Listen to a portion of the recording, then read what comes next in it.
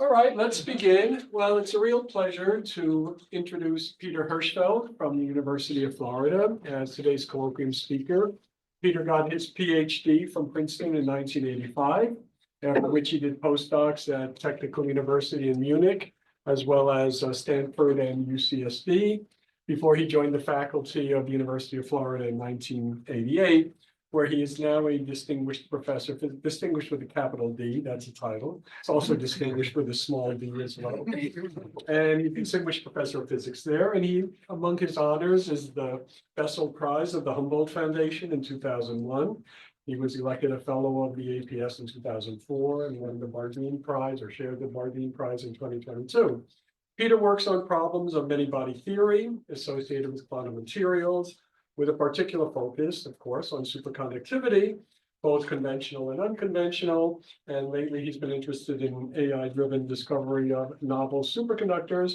And Peter, I will turn it over to you. Who's his advisor? Some guy.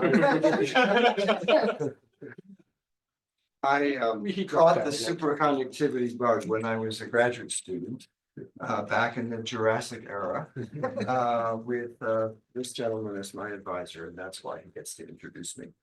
So, Dan, Special honor. thank you, Dan. I'm going to talk about superconductivity, which is an extremely old topic, even older than I am. And some people think that means it's a passé topic, but I'm here to convince you that that's not true. I guess I'm supposed to, Dan wants me to say that the title comes from a speech that you'll find out about with a picture of the cat and the cream, but there's also a reference to, there's plenty of room at the bottom, which is a famous lecture by Feynman, a prescient lecture by Feynman about nanophysics, essentially. And if any of you students haven't come across that, that's definitely worth reading. And here we encounter our first technical problem. I cannot advance the slides these ways. Let me try that way. No. Okay. I found a method to do it. One method is all I need. Otherwise, you would have to spend an hour talking about that one slide. I could do that, plus the blackboard. Okay, so we have, I have here a bunch of my collaborators over many years just to flash them. And the ones on the left are from Florida, my department. And then the ones on the right are a few of my major collaborators over the years. You may recognize some of them. And so I wanted to acknowledge their contributions to all of this. So this is mostly structured as a historical talk. So I go back to 1909. Sorry, 1911, what am I saying? 1911, when Kamerlingh Onnes, Heike Kamerlingh Onnes in the Netherlands discovered superconductivity in mercury. And we were arguing about, just before we started, about how it was discovered. And actually, the historical record wasn't really clear until the 100th anniversary of superconductivity, when his old lab books were discovered in a musty library somewhere. It was clear that he was present during this measurement, but it was made, in fact, by a student. And Paul says it's a graduate student, so I think that's right.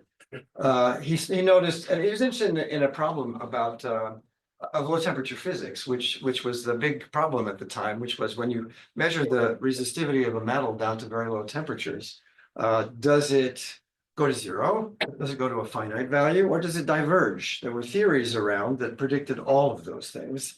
And so that's why he was looking at very low temperatures in the first place. And he found that mercury's resistivity disappeared, which was the one thing he hadn't expected. And he won the Nobel Prize later for that.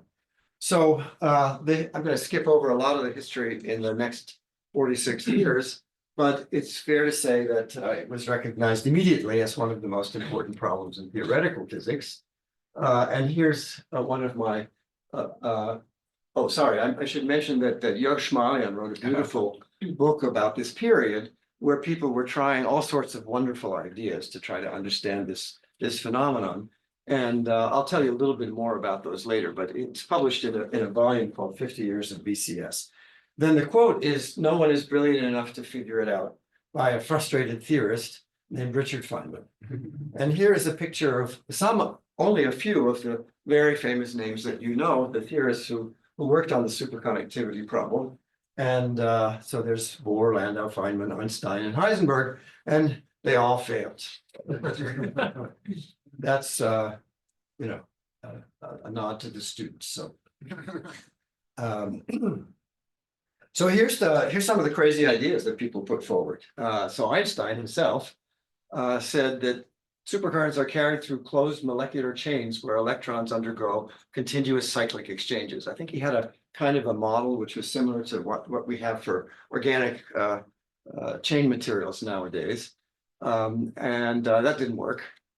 Then in 1933, Landau said, let's take the free energy of this system, this superconductor, and expand it in powers of the current, because they knew that the supercurrent was finite in a superconductor in some sense.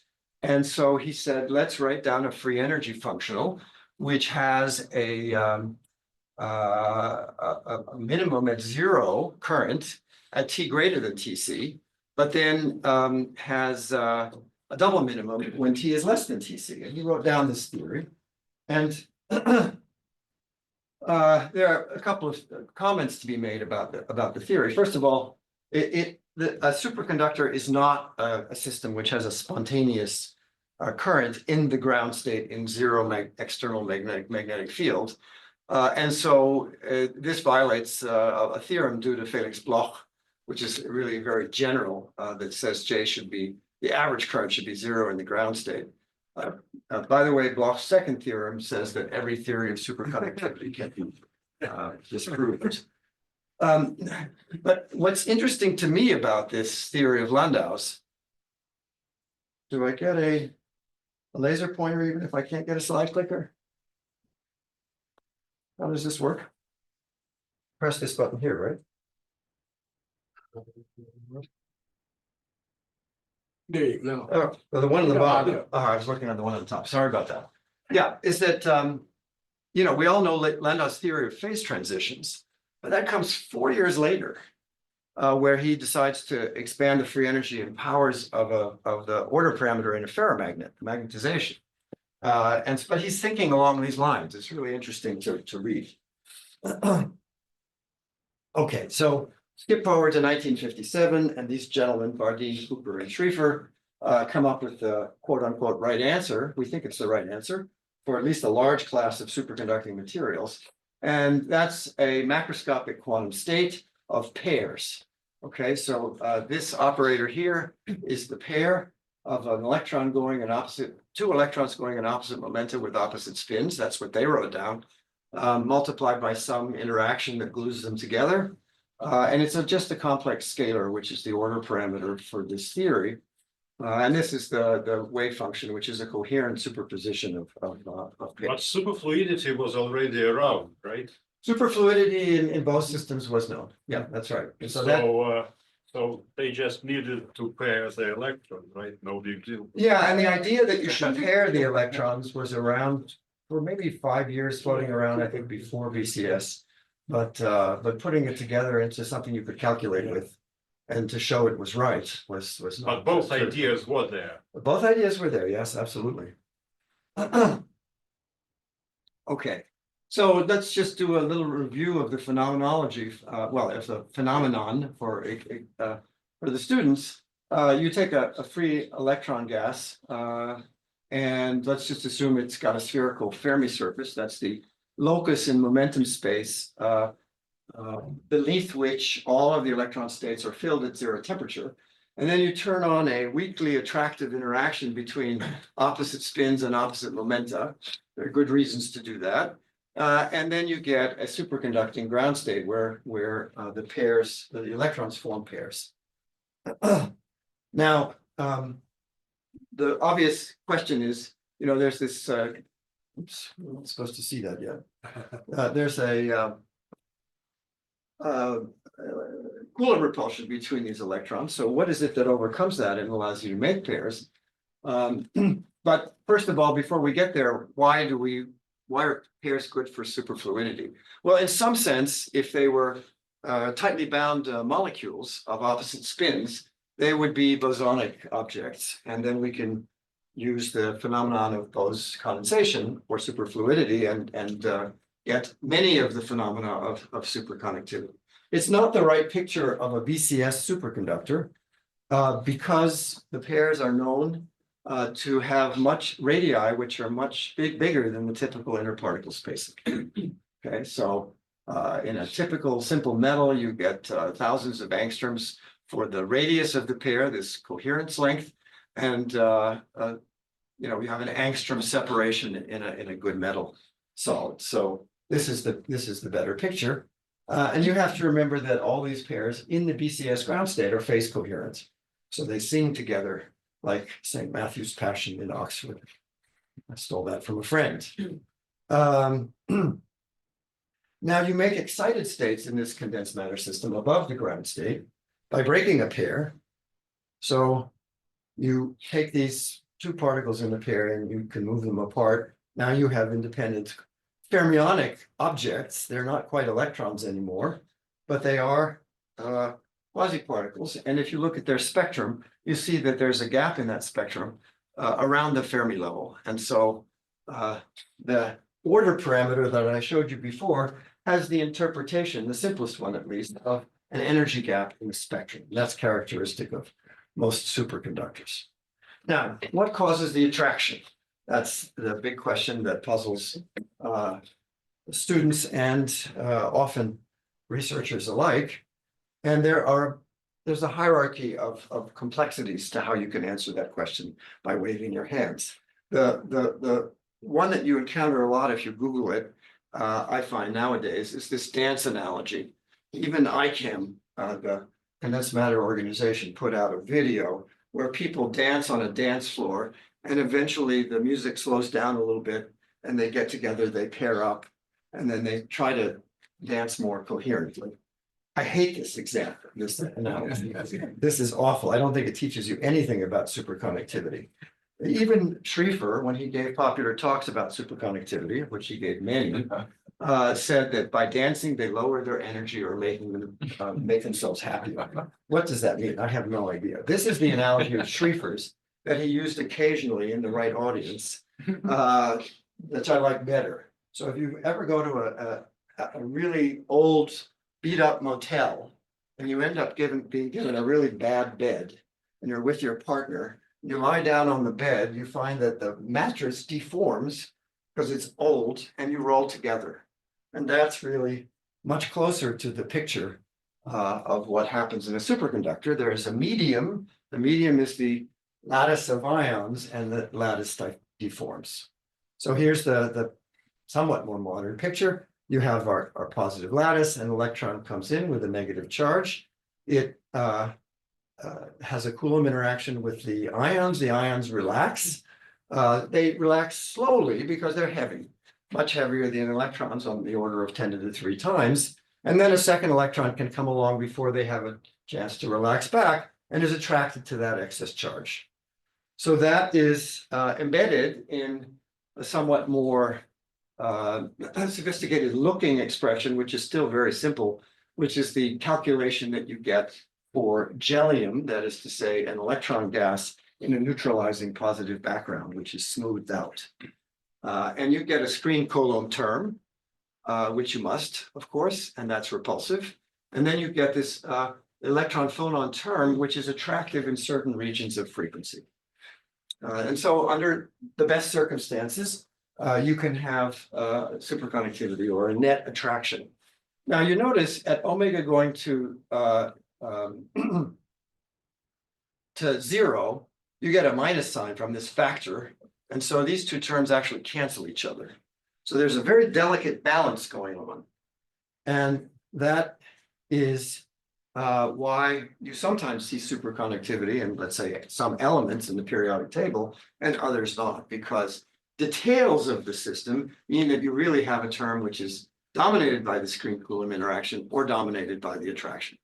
It's a residual interaction that causes the attraction. And I also have to mention that what we noticed in the cartoon is that the interaction is retarded in time. That's very important for the basic theory of superconductivity. The electron energy scales, or velocity scales, if you like, have to be well separated from those of the ions. There's the periodic table. The ones that are superconducting at ambient pressure are shown in yellow. Those that become superconducting at higher pressure are in green. But you see that there are some metallic systems here where you just never see superconductivity. And that's true, of course, of compounds as well. It's the same thing that I said before. Okay, so let's fast forward to the end of the beginning of the 60s. There's a really intense 4 years of activity in superconductivity around 1957 to 1961, 2, 3, when objections that were made to the theory, as should be made in any scientific debate, primarily about gauge invariance, were worked out. And those are interesting, and I could go into those if anyone's interested, but I'm not going to talk about those there. Then there's a series of maybe there's a period of about a decade where people are trying very hard to say, okay, we have a theory of superconductivity. Let's see if we can use it to make a better superconductor at higher temperatures, a higher critical temperature. But those were perceived as being sort of efforts in a direction of applied physics, right? And so from the point of view of theory, it was not obvious what really needed to be done next. So Brian Pippard, who is a famous theorist in the superconductivity field, from I think he was probably at Bristol at the time. I'm not really sure. He hopped in various places. And he went to IBM in New York, and he gave a speech called The Cat and the Cream. And he said, I think I might remark that in low temperature physics, the disappearance of liquid helium, superconductivity, and magnetoresistance from the list of major unsolved problems has left this branch of physics of research looking pretty sick from the point of view of any young innocent who thinks he's going to break new ground. Now, the young innocents, remember that he was talking about are the graduate students in the audience here, right? And so it's them that I'm really addressing when I say he was really totally wrong. And he made it's probably anytime anyone declares a field finished, you should be very careful about making statements of that kind. But Pippard is famous for this one, and he should be famous for many other contributions, but people think of I didn't know Pippard he in has this included context. liquid helium in that. I'm surprised he included that in there because that really wasn't fully understood back then. Okay, I mean, not he wasn't talking about helium-3, obviously. He was No, talking I'm talking about helium Yeah, 4. yeah. Well, it was understood maybe phenomenologically, but Yeah, certainly not logically, microscopically. yeah, Isn't that not at this level of PCS. right? Yeah. But not at that level. The first reference to physics is dead that I found was Father Boscovich, the astronomer, in 1735. Who was the astronomer? It was Father Joseph Boscovich. Boscovich, I don't know the name. An astronomer Okay. and the I'm physicist. going to look that up. Thank you. Yeah, that's right. Okay, so this now goes back to just before my graduate days, actually. There was this discovery that shocked everybody in so-called heavy electron systems. They had been known for a few years. These are systems with rare earth ions, F electrons. And I'm not going to go into details, but it's believed that because of the coupling of the electrons and the moments of the F electrons, there's something called the Kondo effect, which leads to a heavy effective mass of the electrons. So you measure the susceptibility of such a material, and you compare to a calculation from, let's say, a method that doesn't take many body effects into account, like density functional theory, you'll get a factor of 100 wrong in your answer. Okay, the effective masses are 100 to 1,000 times larger than bare effect electron masses. Now, that immediately poses a problem for the whole scenario that I showed you, the little cartoon, because I needed a very strong separation of electron and ionic energy scales.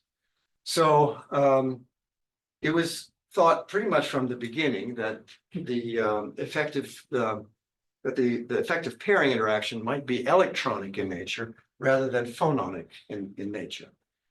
Here you see that this is the specific heat transition, which shows you that the due to the formation of superconductivity, which shows you that the effective masses are participating in the superconducting condensate. So this was a very striking result.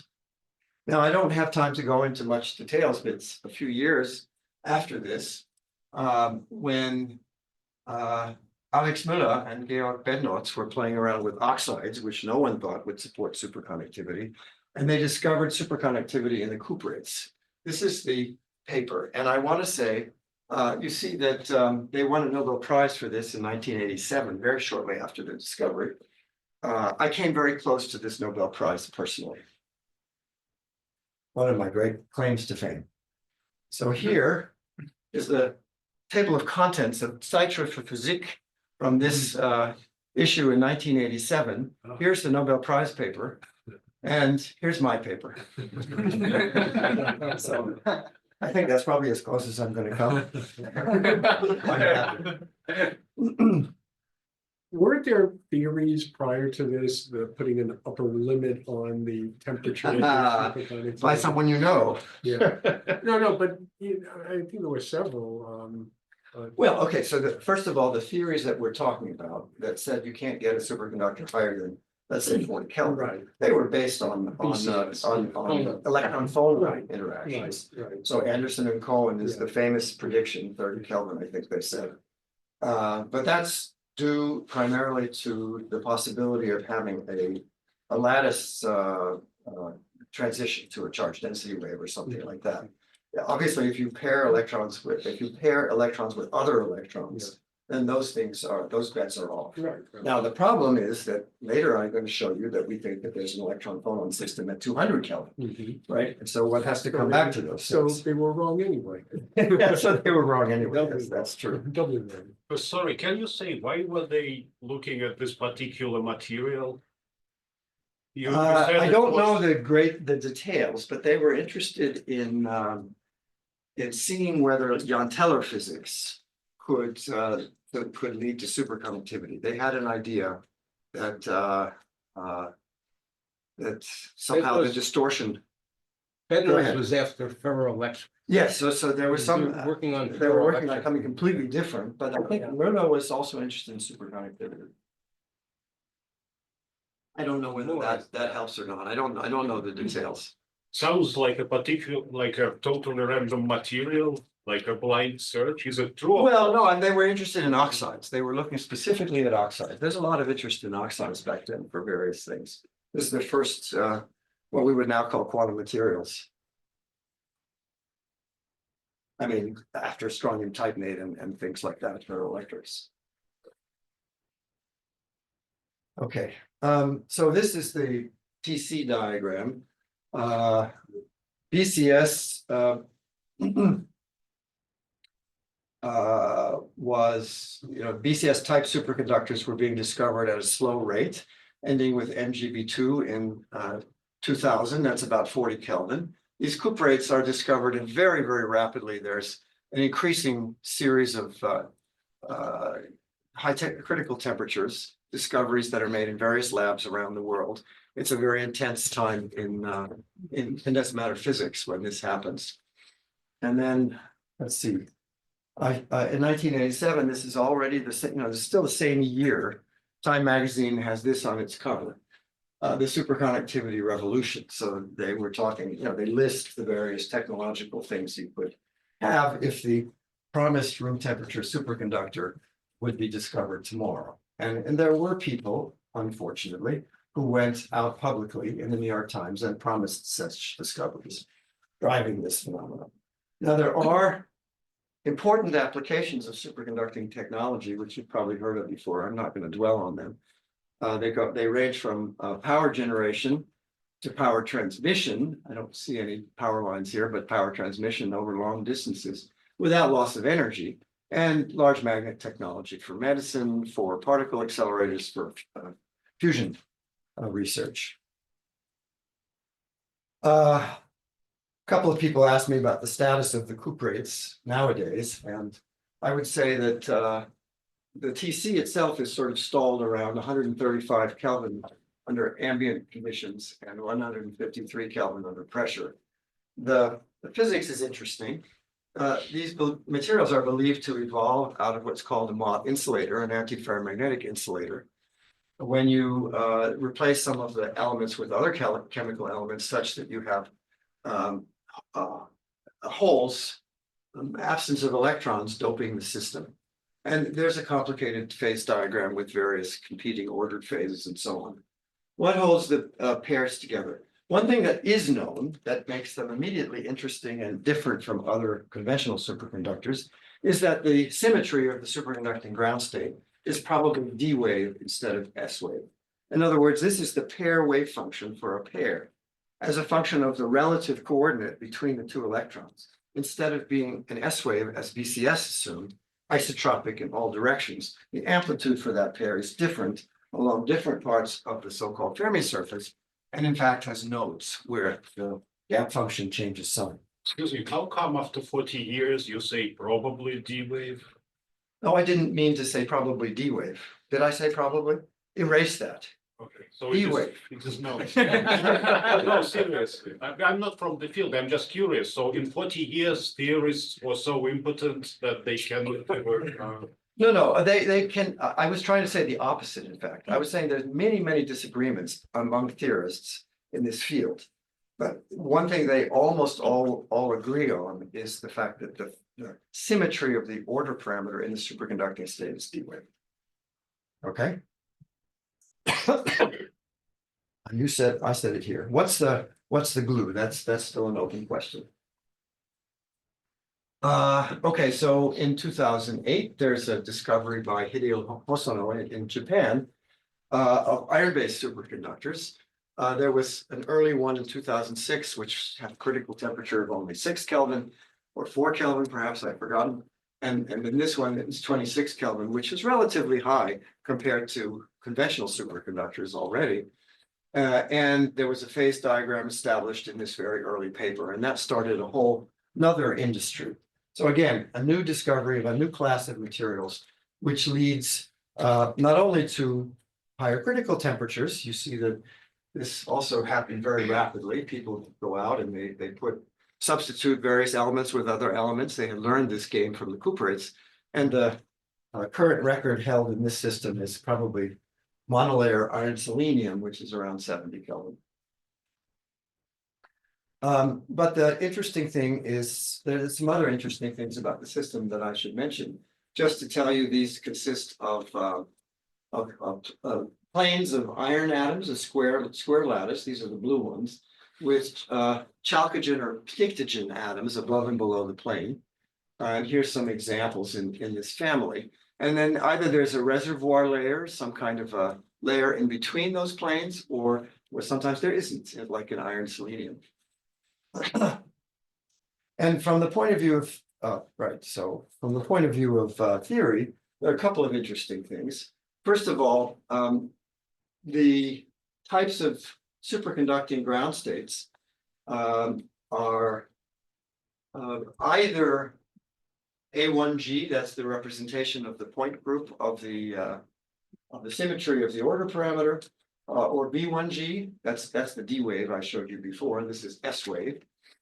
But because the Fermi surface, this is this locus of points in K-space beneath which the electron states are occupied, is quite different from the usual one. There are little tiny pockets that form around high symmetry points in this cartoon. And the color here represents the sign of the pair wave function, the superconducting order parameter. So in this case, you have the sign everywhere the same. It's rotationally symmetric. If I rotate in this tetragonal system by 90 degrees, I get the same thing back again. Here I get the same thing back again under the same rotation, but the sign of the function is different on the central pocket and the outer pockets. And here you can do the same thing and maybe adjust it a little bit. You can actually have a sign change. It's still the same symmetry class. Whereas this is a different symmetry now, because when I rotate by 90 degrees, I get a D wave. I get a sign change, that's what I meant to say. Okay, now let's go back to where the attraction comes from. So in the 60s already, workers on both sides of the Atlantic Walter Kohn, Quinn Luttinger, US, and Landau and Kutayevsky in the Soviet Union were working on the problem of superconductivity with repulsion. So this is a very strange idea. I've just told you that for a superconductor, you need an attraction between the electrons. But under some circumstances, you can actually get an electron gas with no phonons and only repulsive Coulomb interactions, and you can get a superconductor. This is called, sometimes Kohn-Luttinger superconductivity. And it's because there's a new paradigm for how to make a superconductor.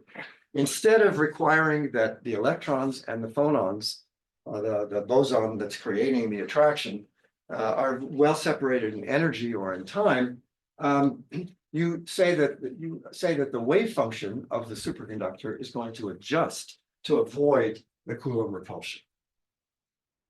So here's the idea.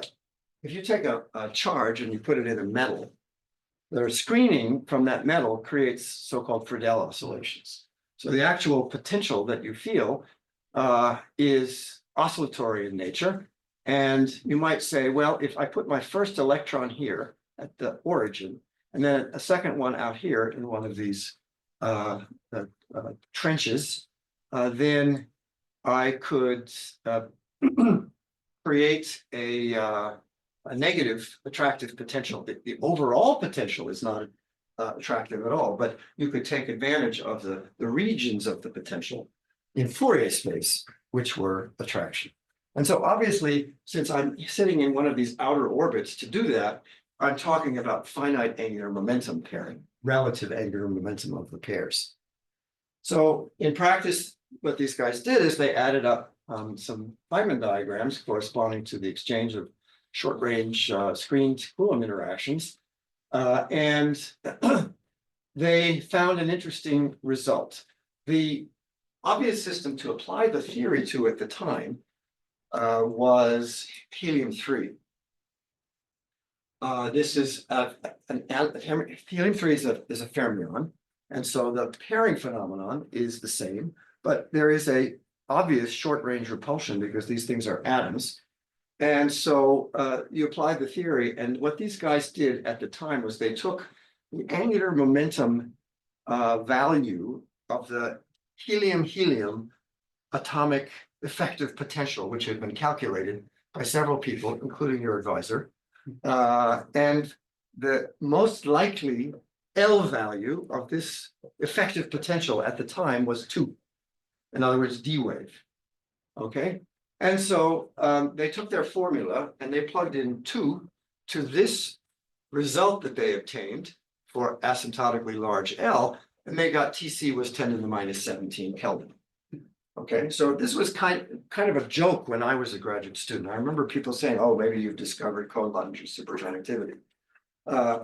The thing is, if they had taken the right L channel, angular momentum channel, they would have gotten 1 millikelvin in the same formula. Not this formula, but the full formula that they wrote in their paper.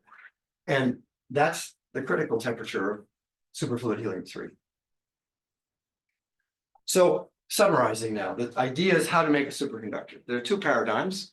One is what we call conventional superconductors, where I exchange phonons and I require the separation of timescales in order to get an isotropic S interaction, L equals 0 interaction. Interaction and also pair wave function. The second paradigm is an exchange of electronic excitations, which because it's repulsive in nature, leads to sign changes over any Fermi surface that you have. And so this is sort of the analog of these iron-based superconductors that I drew there. Let me get a little bit deeper into this. You can write down a Kohn-Luttinger-like theory where you take into account magnetic excitations. The total spin of these intermediate excitations is changing now. So this is the exchange of spin fluctuations. And the magnetic susceptibility for an electron gas is the Linhart function, a free gas. This has this expression here. And if you have a short-range Coulomb interaction, one approximate version of the full susceptibility is related to chi0 divided by 1 minus u chi0. That's the random phase approximation form. And then the theory says that you add up all these diagrams, which is a bunch of diagrams saying I have 2 electrons coming in, opposite spin, opposite momenta, 2 electrons going out. They've been pair scattered into 2 different momentum states. Their spins are still opposite. And this is the pairing interaction. It depends on the magnetic susceptibility, the dynamical susceptibility. And that's a function of Q and in principle omega as well. So this was immediately pointed out in the days of the cuprates. How can you understand why there is a D-wave state? Well, if you do a neutron scattering experiment, you can measure the dynamical scattering, the dynamical susceptibility of the system. And what you find is, here's momentum space. This is the momentum of the transfer of the neutron, that there's a peak in this function at pi. Okay, just take my word for it. And now supposing that's true, notice that this function, this pairing interaction, is repulsive everywhere. The value is plus, okay? But it has some contrast. And so the system can take advantage of that contrast. Here is the famous BCS gap equation, the self-consistency equation. So V is this object here, P minus P prime is Q. Here's the gap here. This is an integral equation for the gap at a particular position P on the Fermi surface, and it's related to the gap at other positions P prime everywhere. And this is the quasi-particle energy, which is always positive. If you try to have an S-wave solution, which is positive everywhere, you have plus on the left, a minus sign here, plus here, plus here, plus here. You can't satisfy this equation. So the way to do it is to have this thing inside the integral change sign with a D-wave form. And you see if you shift that function by pi, you get a minus sign. So it works in just the right way to take advantage of that particular repulsive pairing interaction. If you don't like that, you can think about it in a couple of other ways. In real space, you Fourier transform this interaction and you see that there's attraction and repulsion present. So it's just like my Friedel oscillation picture. On the sites nearest the electron in the center, you have attraction. And on the red sites, you have repulsion. So obviously the pair wave function is going to decide to form on the attractive sites, making, in fact, this D-wave form. Another way to think about it is if you expand a positive function, but in harmonics on a given Fermi surface, you may have a large constant term, but you might have an attraction in one of the other channels. Both of those points of view are equally valid. And finally, just to show you that we think the same kind of thing is happening in these more complicated Fermi surfaces for the iron-based systems. Now all I'm doing is taking the unusual small pockets located around the high symmetry points. I'm noticing that there is what's called a nesting between the inner pocket and the outer pocket. That means that a scattering wave vector is going to connect these two very closely. There'll be a peak in the susceptibility when that happens. And sure enough, if you calculate it, there's the peak at this pi0 point in this representation. And that means that the gap has to change sign between the 2 sheets of the Fermi surface, which are connected by this Q, which denotes the repulsive interaction, the strength of the peak in the repulsive interaction. And so that makes this S plus minus state. So the only difference from this naive point of view is that between iron-based superconductors and cuprates is the shape of the Fermi surface. Okay, I'm going to briefly review a couple of other things that have happened in the past few years, but I want to focus on one more class of materials which we've been working on. Let me just first mention that these Moiré systems, which have become so popular, I think they're probably the hype. I shouldn't say hype. The excitement started with Britzker and McDonald in 2011, who pointed out that when you twist 2 sheets of graphene on top of each other, the Dirac cones move apart, and there is a magic angle. I think you all know this in the condensed matter community anyway, where the bands in the system become very flat. And that has some profound implications for everything, including superconductivity. And we have this phase diagram, which has been measured by the MIT group, which shows that as you change the carrier density N with a gate on the side of the system, you change the voltage, you change the number of carriers in this two-dimensional system, you can get different kinds of states. Superconductivity exists in these dome-like structures, and in between there is an insulating phase caused by interactions, which they think is a Mott phase. And if you compare with the cuprate phase diagram, you can do the same kind of doping chemically, and you find a superconducting phase, and a Mott phase in the middle. So it's very, very intriguing. Now, all of the physics in the twisted bilayer graphene is taking place at very low energy scales compared to the cuprates. But it may be, I think the jury is still out, essentially the same. Okay, now let me get to the development in superconductivity that I want to focus on, which threw us all for a loop when it appeared. This is Michael Yarmans at Mainz in Germany. He died, unfortunately, a few weeks ago. And he had a lab which was devoted to high pressure research. And in particular, he takes two diamonds in what's called a diamond anvil cell and squeezes the material up to very high pressures. He's one of the experts in this field.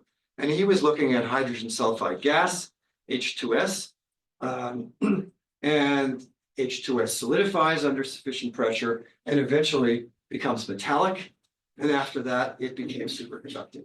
And you notice that around 200 gigapascals, you're well above 100 Kelvin. And the TC goes up to almost, well, I think his published paper says 203 Kelvin. So that was completely unexpected. But in some sense, not unanticipated, because it is intellectually connected to a whole history of physics having to do with solid hydrogen. So back already in the 30s, Eugene Wigner predicted that H2 should metallize under high pressure. And it took many years, but Ashcroft then pointed out that this metallic hydrogen, if it were formed, would also superconduct at a very high pressure. And there's a lot of work on solid hydrogen, metallic hydrogen over the years theoretically, and it became using more sophisticated numerical methods, the predictions became more accurate. Initially, the predictions were too low. And then now we think that you need 450 gigapascal to create this state, and it's outside of the range. Although it's controversial, there are labs in the country that have claimed to have seen this. But what interests us here is that Ashcroft also read another paper in 2004, where he said, maybe you can simulate this high pressure chemically by making some guest atoms in a lattice, which have two purposes. One, to take the H2 and dissociate it into H so that you can give up your electrons. And two, to create chemical pressure on the hydrogen sublattice. Now, because hydrogen has a very low atomic number, it has a high frequency, a typical phonon frequency in the metal. And that is the prefactor for the BCS or Macmillan transition temperature, which is shown here. It's expressed in terms of a number lambda, which is a representation of the pairing strength in a given material. And you can express it in lots of ways. I'm going to show you later that it's related to something called the electron phonon or Eliashberg spectral function, alpha squared F. Okay. Sorry, can you say how does it work? If I am allowed infinitely large pressure, then temperature becomes irrelevant in some sense, or what? If I can do pressure whatever I wish, then I obviously can achieve room temperature superconductivity, or not? Well, let's see. I'm not sure I know what these critical temperatures. No, but intuitively, if pressure is infinite, then temperature is irrelevant. True or false?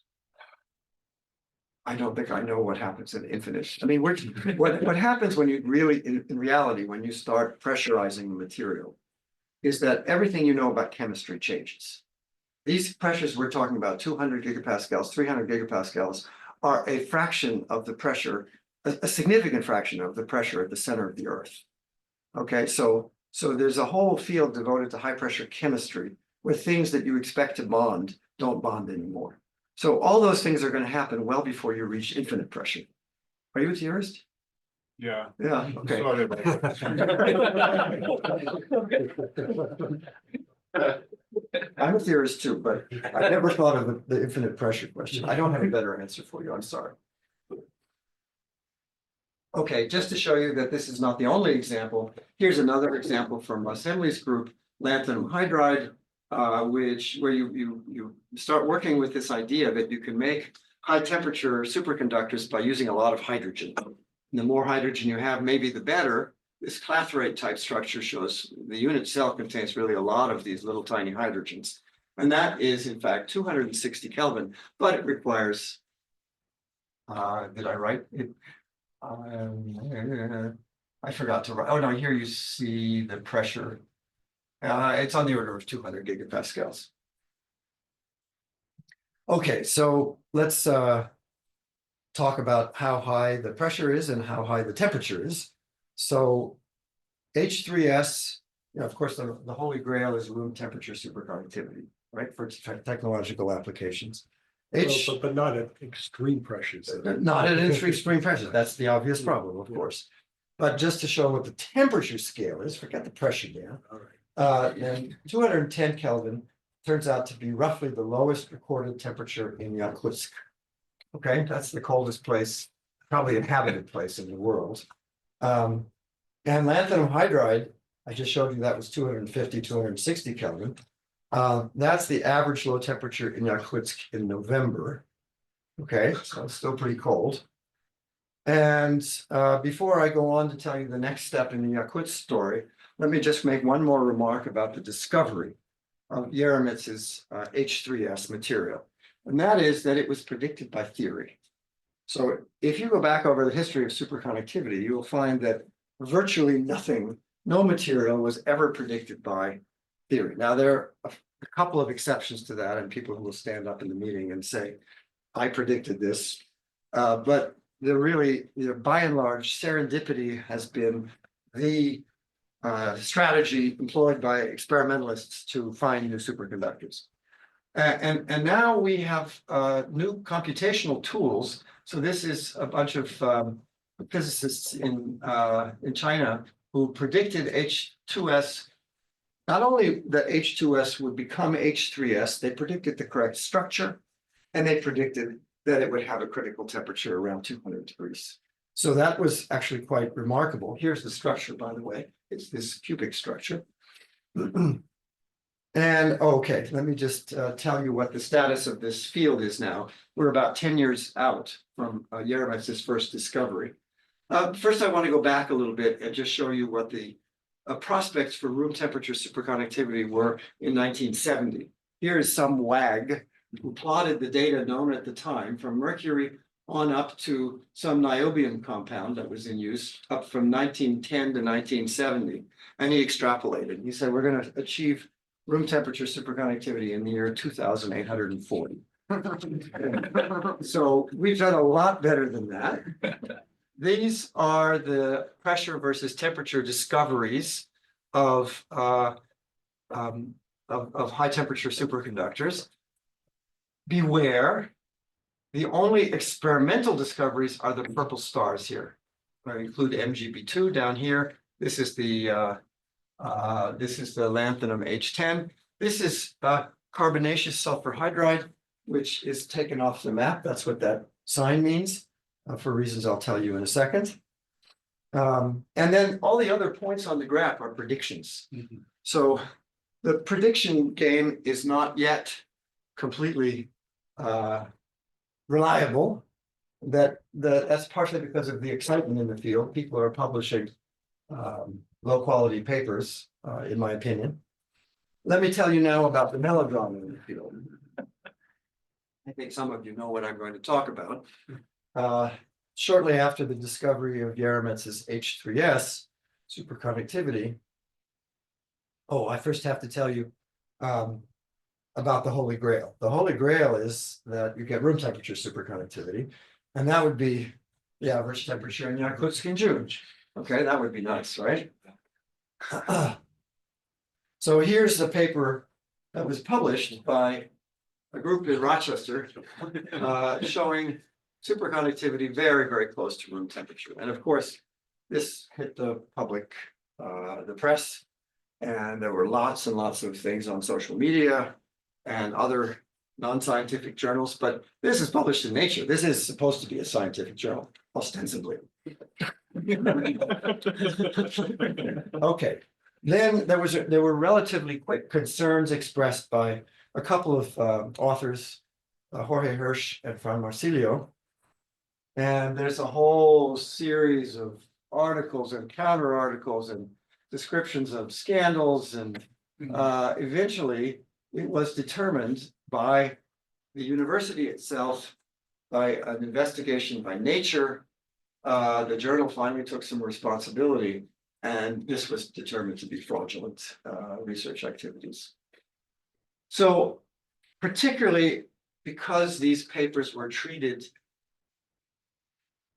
rather loosely, shall we say, by the journals that published these papers, I think we should all, as a community, and I usually say this to condensed matter audiences or superconductivity audiences, we have to take note if we want our field to maintain the highest standards and agree on standards for publications and make sure that the editors of these journals adhere to them. That's another conversation that we can have over dinner. Some of us, a few of us got together recently and said, look, this whole discussion, this melodrama is poisoning the field. And we were quite concerned, really, that the attacks on the Rochester group were bleeding over into attacks on the entire high pressure superconductivity field.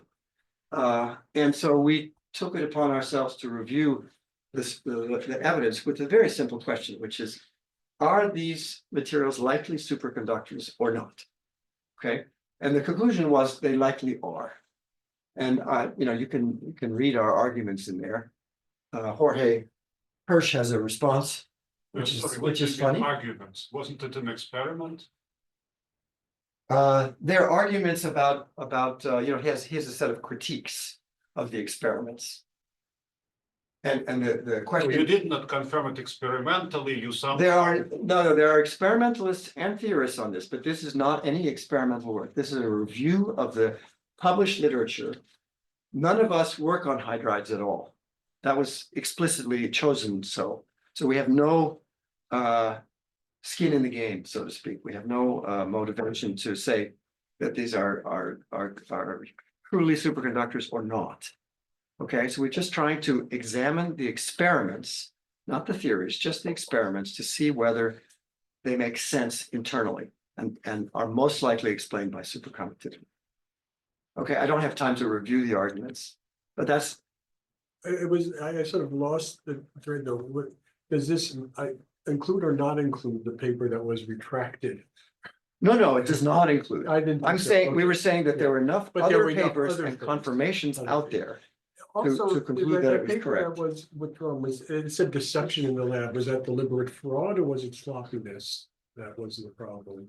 It was concluded to be fraud. Fraud. Yeah. Now okay. Okay. What happened to the people who did it? They're serving. The PI on the administration. grant has left his job, has been fired. And I haven't heard any reports on what's happened to I him. think he's a science advisor now. Where we get positions. No comments. Or they get positions in ETA. Yes. Oh, wait. Okay, so I have a bunch more slides and I think I've run out of time because of the questions. Shall I stop and go to some conclusions, or I can go for 5 more minutes? Yeah. Let me start along the way and let's see how far we get. Question is now, can we use our theoretical idea, the new capability of computers and also artificial intelligence to search material space for new superconductors.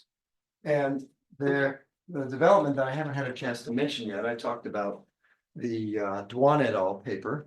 That included a calculation via Eliashberg theory and density functional theory for the electronic structure. Sorry if I'm getting a little more technical now.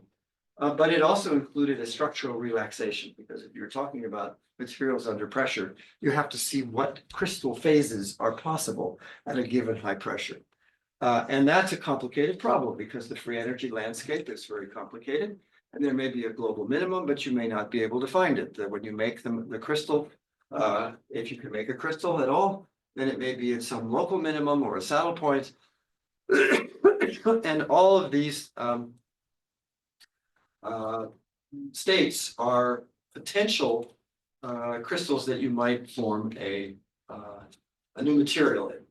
Now, the technological development has been the development of new structural relaxation codes, most of them based on genetic algorithms, which become more and more efficient to find these ground states. Then I have, in addition to that, the ab initio calculations for superconductivity that I told you about before, the ability to predict the critical temperature of a simple superconductor by knowing its crystal structure, the atomic composition, and little else. So there are two methods. One is called anisotropic Migdal-Eliashberg theory. That's the cheapest, and that's what most people use. The other one is called superconducting density functional theory. They have similar predictions, so I just picked this picture because I like the comparison. This is the green and the black are what you should look at. The prediction is the green and the actual critical temperature is the black for a series of superconductors. So the message is that these theories are getting better. The orange one is 20 years ago. Now this is, I don't know, maybe 4 years ago, 5 years ago. So here's one thing you might try to do. You might try to take what you know about a binary hydride, and quite a few of these binary hydrides were easy to calculate. And then they were calculated very quickly. And supposing you know all the binary hydrides, let's see if we can make a ternary hydride. Well, you'd add some atoms in some interstitial spaces, which look promising. And then you can just go ahead and say, let me test this material for whether it's stable computationally, and then see what the critical temperature is. So here's a prediction, for example, at 30 gigapascals of a 120-degree superconductor. Now, as Dan pointed out, if I'm required to take a superconductor to any significant pressure, it's not going to be good for an application. So, but it's progress, right? We've gone from 200 gigapascals prediction to 30 gigapascals. Nobody's made this yet, by the way. So this is one of those points where I said, we don't know. Okay, so what we're trying to do is something a little different. This is the team that I work with in Florida. The PIs are Greg Stewart, James Hamill, and Richard Hennig. And the people doing the actual work are the students, Jinkia Heyer and Jason Gibson. And then there are a bunch of us who talk. So here's the game. What you typically do for finding a superconductor is that you relax the structure. You do a density functional theory for the band structure. It's all very technical. You get all this spaghetti. The phonon structure can be calculated. That's a little bit more expensive. And then the expensive part of the calculation is to calculate the electron-phonon interaction. That can be done ab initio from first principles. Matrix elements G of K and Q. And then you get this function that I told you about before, this electron-phonon spectral function, alpha squared F. From that, you can easily get a good estimate of TC from a formula which is fit to Eliashberg theory. Or you can really solve the Eliashberg theory to get TC that way. The expensive step, as I said, is this one in the middle. So we proposed to replace that step by a machine learning model of this alpha squared F. And we built a neural network model, trained it on a database of 7,000 superconductor calculations, okay, with density functional theory. We don't have alpha squared F experimentally for 7,000 superconductors, just these. This is all computational so far. And so that is, that speeds things up enormously. And so the question is, can we really predict this from scarce data and avoiding this calculation altogether. And we can even improve things a little bit by using some physical knowledge, that is to say, a calculation of another descriptor or another observable quantity for a given material, which might have something to do with superconductivity. Example, the density of states at the Fermi level. It's a standard thing that comes into a superconductor, or the phonon density of states. So these are the results. You start with millions of materials. I'm going to go a little bit quickly here. And then you down select. You eliminate all those that have a band gap. They're not going to be superconductors. You eliminate those with positive formation energies. You eliminate those which, when you do a quick calculation, sorry, you keep only those that have TCs greater than 5 Kelvin. And there's a series of these steps, okay? There are, for those of you who are in the materials business, there are databases where all of these things are known already. And we used 85,000 of those. By substituting in the periodic table to the left and right and down and bottom, you can generate 1 million or so. And both of these things were fed through this funnel. And finally, at the end of the day, from starting with millions of materials, we're left with 200, 300 materials, which are likely superconductors by the prediction. And these are the predicted critical temperatures, and these are the target critical temperatures. And you see that we do rather well, with some exceptions. And I want to emphasize that we learn not just a number, not just TC, but a function of omega. This is the spectral function alpha squared f.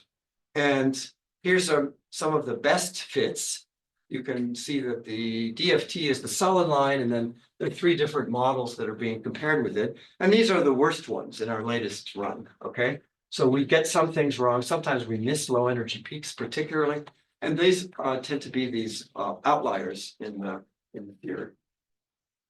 So that's what we're doing. I don't have other, I should mention that we didn't discover one superconductor so far. So, we are bottlenecked right now by the experimentalists who refuse to measure 100 superconductors a week, right? Although we have encouraged them to do so. And we're applying for money now, actually, to hire a bunch of undergraduates to start training them to do this, on a systematic basis. That would have been low for Bell Labs. What would have been low? People at Bell Labs were producing 100 or 200 a day. In the poop rate days? No, way before. Oh, way before that. Okay. Yes, and stuff Well, like that. Tell me how to get Bell Labs back online and I'll go there. Okay, so I told you that there are 2 paradigms for superconductivity. There's conventional, that's retarded in time, and unconventional, where the pairs form in higher angular momentum states and avoid the Coulomb interaction that way. I've tried to argue that a lot of the unconventional superconductors are connected by what we kind of refer to as a common thread. Namely, the interactions are very similar, but the Fermi surfaces are different, and they take advantage of those interactions in slightly different ways. I told you about twisted binary graphene very quickly.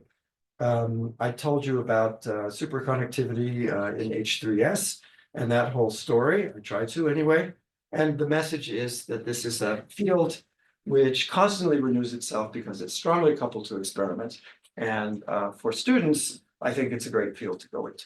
Thank you.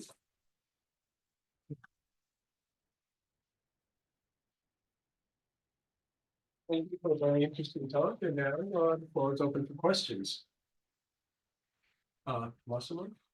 So what about the maximum current intensity that all this material can? Right, for applications, you need a high critical current. If the current is ramped up in a superconductor, eventually you destroy the state. And that is one of the things that we are thinking about looking at. So most of the attention in this field has been on maximizing TC, but you're absolutely right. For applications, it would be great to have a 50 Kelvin superconductor with a very high critical current and a very high critical field, particularly if it were 3-dimensional, right? So that's exactly what we're trying to look for right now. We haven't incorporated the JC and the HC calculations yet, but that's the next thing on our list. It's a very good question. I mean, you talk about room temperature a lot, wouldn't just liquid nitrogen temperature already, be fine for a lot of applications? Yeah, but even if you have to cool it, with a cryostat, there's still enormous savings to be made Right, if you right. find the right material. That's the point, yeah. Yeah, and the liquid nitrogen would be great. Yeah, yeah, yeah. It doesn't Absolutely. have to be. Other questions? I mean, I should say for people who don't know, we Yeah. do have the superconductors, Yes. which are at ambient pressure, superconducting at liquid nitrogen temperature. But the Right. problem is to make them into The wires and materials, things. the The material materials aspect. are yeah. very, very difficult to work Yeah. with. Yeah, that's been the big problem, That's the been the material problem, yeah. aspect, yeah. Just to And- follow up on Massimo's point, I mean, if you want it to be useful, it probably has to be even higher, right?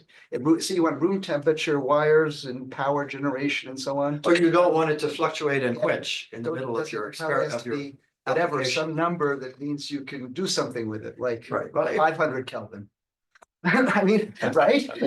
Because if it's in room temperature, you're basically not gonna. If be able to if carry it's any exactly pressure. at room temperature and you operate it at room temperature, Yeah. you may be in trouble, yes. So you need, But, okay, You have to shoot 350 is probably. You can get to 300, you could do 350. Yeah, exactly, exactly.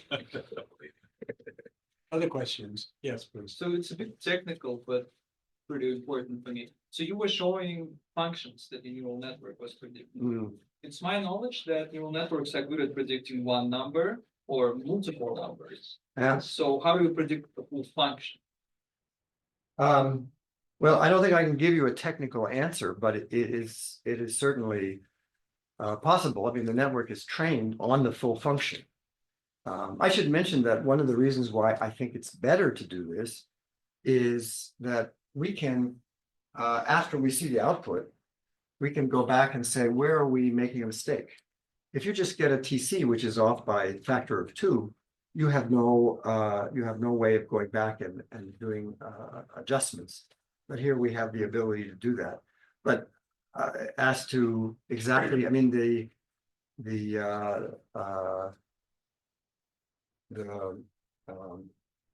alpha squared f is represented as a vector embedding the same way you would do it for a crystal structure. So is it a beam values of function? Yeah, exactly. How come you don't know alpha squared f from tunneling experiments? It's an easy. You want to do a tunneling experiment on a million compounds, Paul? I'll do it on a couple.